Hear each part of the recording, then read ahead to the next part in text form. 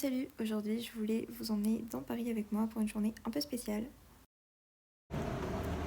Ok, alors aujourd'hui c'est une journée trop particulière puisque je vais pas en cours mais je suis excusée étant donné que je vais faire un espèce de témoignage. Voilà, ça me rend trop joie, je sais pas à quoi m'attendre et je stresse énormément mais voilà. Après mon témoignage, j'ai pu aller faire une expo pour ma classe d'art plastique.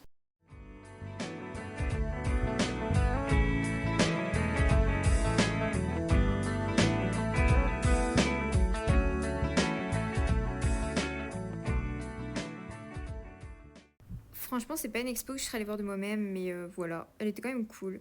Et après, je suis allée rejoindre Anna et on s'est posé au café, on a discuté, on s'est promené et c'était vraiment cool. Et d'ailleurs, on a vu plein de vitrines de Noël et je kiffe. Ok, ce soir j'ai juste envie de me faire plein de soins, cocooning, de me poser dans mon canapé et j'ai quand même du taf mais de chiller, voilà.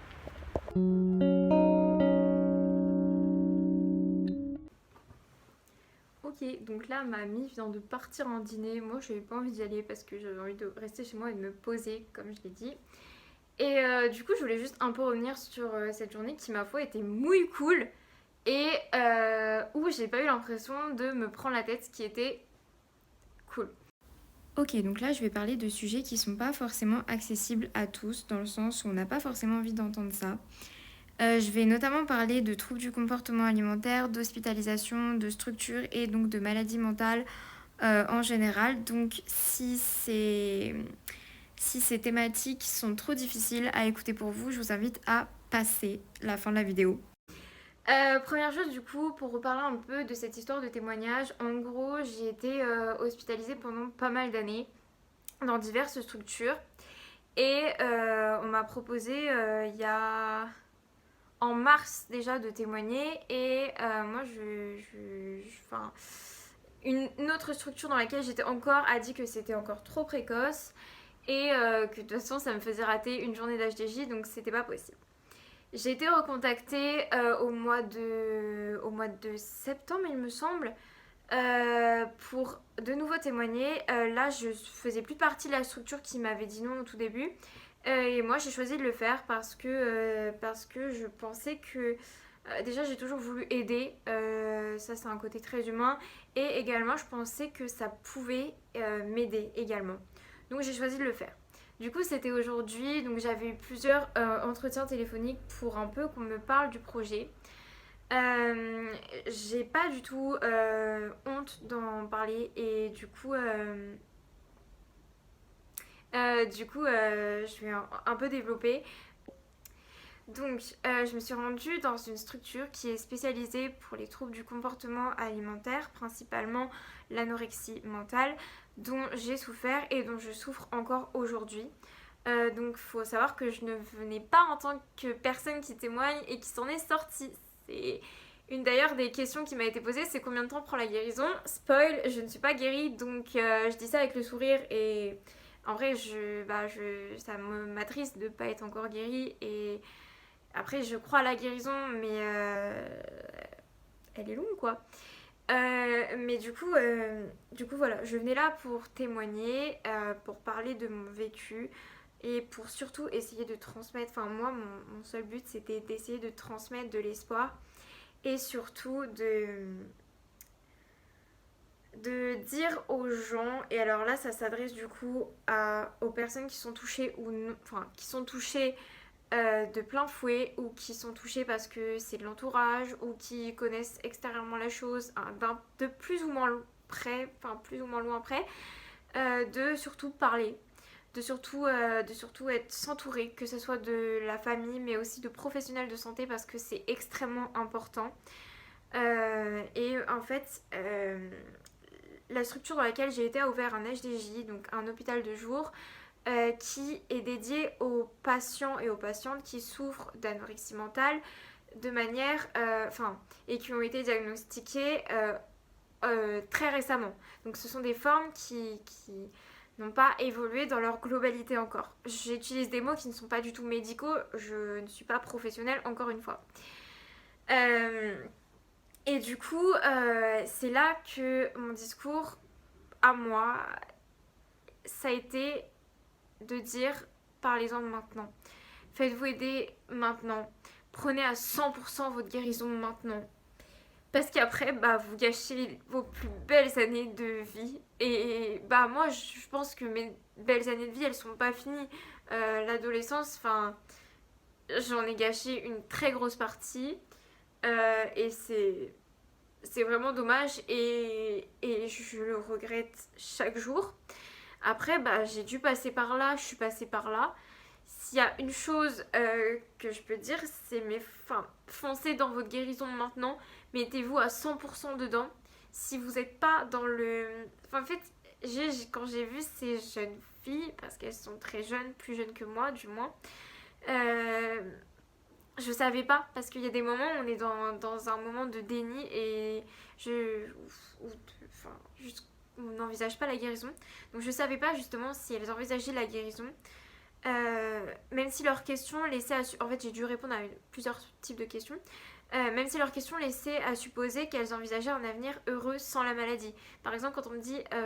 quand on me demande quand est-ce que la culpabilité s'en va, c'est qu'on espère qu'elle va s'en aller. Enfin, je pars de ce principe-là. Et je m'en mêle vraiment les pinceaux dans cette explication. Oui, donc en fait, moi, j'ai dû réécouter ma vidéo pour retrouver le fil.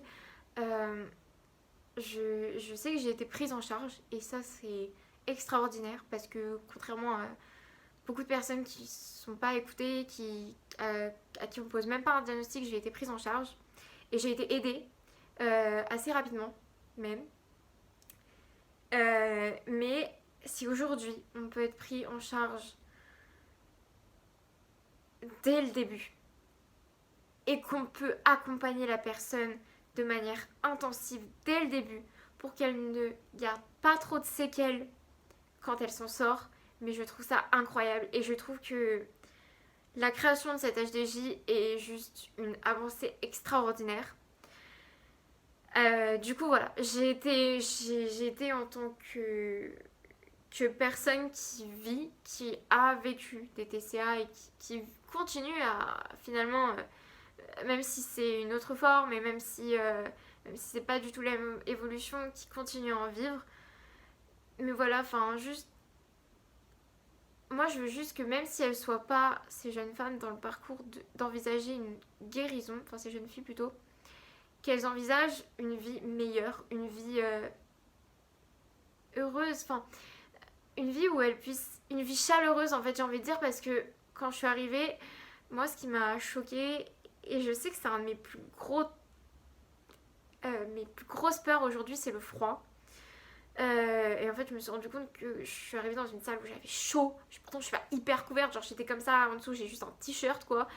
Il faisait hyper chaud. Les médecins, ils étaient dans le débardeur. Et ces jeunes filles, elles étaient complètement gelées avec un chauffage à côté d'elles.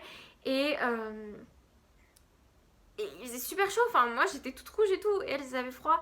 Mais si c'est ça, si c'est ça, vivre une vie meilleure, à ne plus avoir froid tout le temps, pouvoir...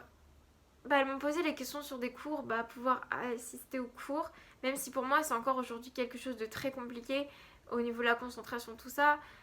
Même si elles n'envisagent pas un parcours de guérison, qu'elles envisagent une vie déjà, et pas une, une...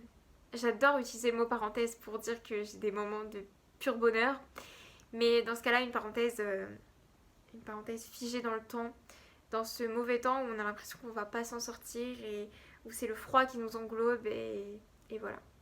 Donc voilà, ça c'était pour mon témoignage, ça m'a beaucoup aidé, ça m'a beaucoup libérée aussi parce que j'ai pu parler et je me sentais vraiment écoutée, peut-être moins par les jeunes filles parce qu'elles étaient vraiment renfermées sur elles-mêmes, mais en tout cas par les médecins. J'ai beaucoup également discuté avec les médecins et voilà.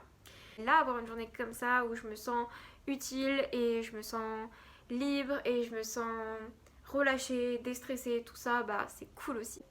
Et du coup, j'ai la flemme de cuisiner. Enfin, j'ai déjà plein de trucs au frigo, du coup, ça sera les restes. Et après, finalement, j'ai juste pas du tout fait ce qui était prévu dans ma logique. Je me suis pas du tout posée devant une série, mais je me suis posée quand même. Et en fait, on s'est rappelé avec ma copine, on a juste discuté pendant super longtemps.